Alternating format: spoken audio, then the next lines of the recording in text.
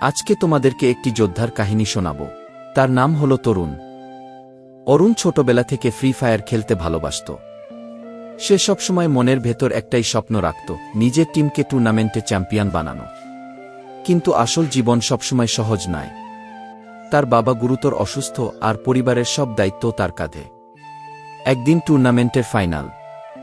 অরুণের টিম শেষ রাউন্ডে। তার পিং হঠাৎ বাড়তে থাকে, ল্যাগ।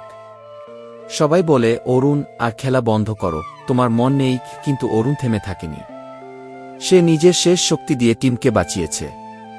শেষ মুহূর্তে অরুণ একা একা তিনজনকে পরাস্ত করে বিজয় নিশ্চিত করে। কিন্তু সে টুর্নামেন্টের আনন্দ নিতে পারল না, কারণ বাবা হঠাৎ হাসপাতালে চলে যান। বিজয় সেলিব্রেশনের সময় অরুণের চোখের পানি থামছিল না। সে শুধু নিজের স্বপ্ন নয়, পরিবারের জন্যও যুদ্ধ করেছে। টিমের সবাই তাকে কোলে তুলে ধরে বলে, তুমি আমাদের হিরো। অরুণ কাঁদতে কাঁদতে বলল, আমি শুধু খেলায় নয়, জীবনেও হারব না গি। এভাবে অরুণের চোখের পানি, তার হৃদয়ের সমস্ত দুঃখ আর স্বপ্নের মিশ্রণে বের হল। কিন্তু সেই চোখের জলই তাকে আরও শক্তিশালী বানা।